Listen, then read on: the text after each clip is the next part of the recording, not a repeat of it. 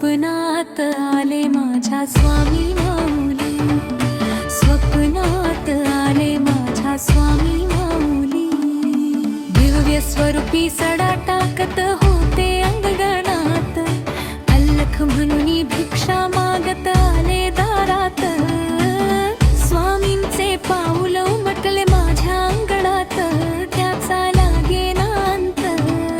भगवी झोळी होती त्यांच्या डाव्या बगलेत, रुद्राक्षांच्या माळा होत्या त्यांच्या गळ्यात।